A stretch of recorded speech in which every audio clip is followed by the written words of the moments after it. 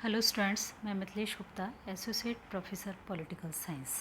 आज के इस लेक्चर में हम अमेरिकन कांग्रेस के उच्च सदन सीनेट का अध्ययन करेंगे। सीनेट अमेरिकी कांग्रेस का उच्च सदन है जो कि एक स्थायी सदन है।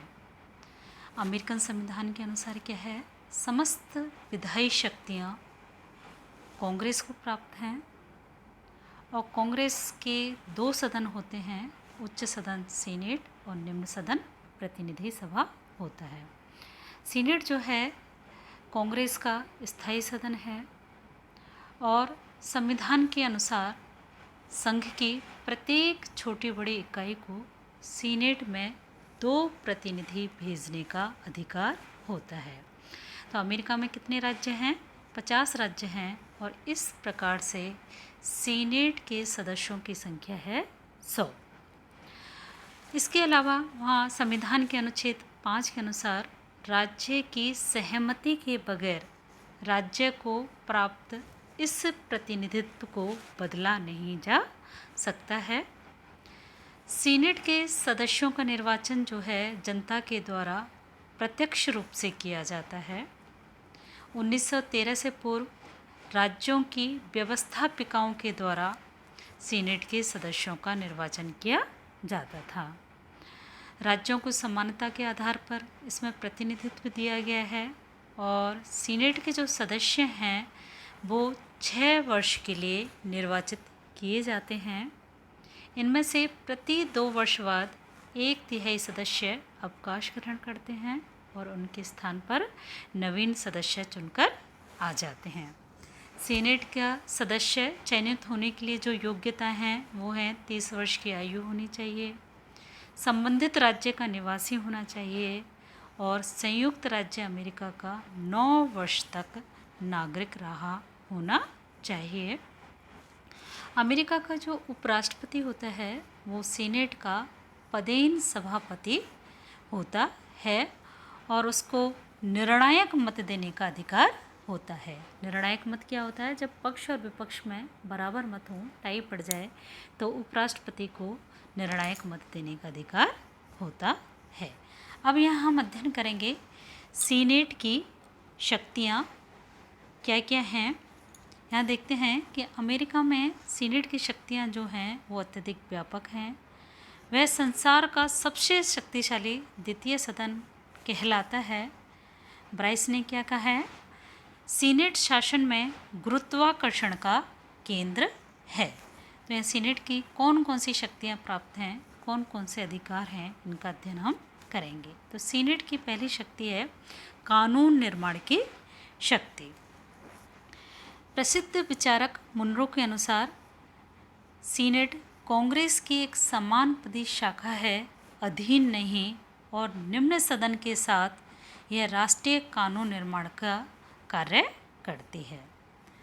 कानून निर्माण के संदर्भ में हम देखते हैं साधारण विधेयक और संवैधानिक विधेयकों के संदर्भ में सीनेट और प्रतिनिधि सभा की समान स्थिति है। वित्तीय विधेयक जो हैं वो केवल प्रतिनिधि सभा में ही प्रस्तावित हो सकते हैं, किंतु अंत में तीनों विधेयकों के संदर्भ में, तीनों विधेयक यानी कि साधारण विधेयक, संवैधानिक विधेयक और वित्तीय विधेयकों के संदर्भ में अगर दोनों सदनों के मध्य विवाद हो जाता है तो एक सम्मेलन समिति की स्थापना की जाती है जिसमें दोनों ही सदनों के बराबर यानी कि 3-3 सदस्य होते हैं और अधिकांशतः देखा जाता है कि जो निर्णय है वो सीनेट के अनुसार होता है। तो इस तरह से देखते हैं कानून निर्माण के क्षेत्र में उसे प्रतिनिधि सभा के समान ही शक्तियाँ प्राप्त हैं। दूसरी शक्ति है कार्यपालिका शक्ति। कार्यपालिका शक्ति में देखते हैं प्रशासनिक क्षेत्र में इसको विशेष शक्तियाँ प्राप्त हैं। सीनेट को राष्ट्रपति द्वारा की गई समस्त उच्च पदों पर नियुक्तियाँ सीनेट के बहुमत के समर्थन द्वारा की जाती हैं, यानी कि सीनेट के बहुमत का समर्थन आवश्यक होता है उन नियुक्तियों के वैध होने के लिए। दूसरी जो इस क्षेत्र में प्रमुख शक्ति है वो है कि राष्ट्रपति के द्वारा अंतर्राष्ट्रीय क्षेत्र में जो भी संधियां और समझौते किए जाते हैं, उन संधियों के वैध होने के लिए सीनेट का 2/3 बहुमत आवश्यक होता है। प्रशासनिक क्षेत्र में तीसरी जो महत्वपूर्ण शक्ति है वो है युद्ध की घोषणा, जो है कांग्रेस के दोनों सदनों यानी कि सीनेट और प्रतिनिधि सभा दोनों के द्वारा की जाती है। इस तरह से हम देखते हैं प्रशासनिक क्षेत्र में, कार्यपालिका क्षेत्र में सीनेट को महत्वपूर्ण शक्तियाँ प्राप्त हैं। तीसरी शक्ति है न्यायिक शक्ति।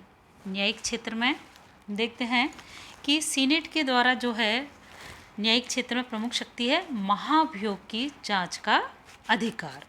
प्रतिनिधि सभा में राष्ट्रपति, उपराष्ट्रपति, उच्च अधिकारियों, न्यायाधीशों पर जो देशद्रोह, भ्रष्टाचार या अन्य गंभीर अपराध के लिए महाभियोग लगाया जाता है, उन महाभियोग की सुनवाई सीनेट के द्वारा ही की जाती है और वह उस पर अपना निर्णय देती है।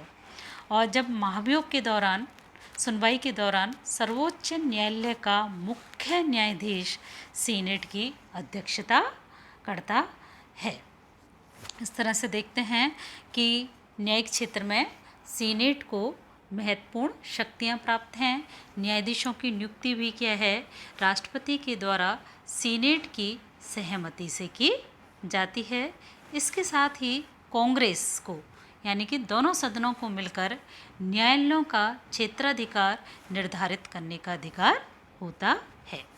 अगली शक्ति है जांच संबंधी शक्तियां यानी कि अन्वेषण की शक्ति।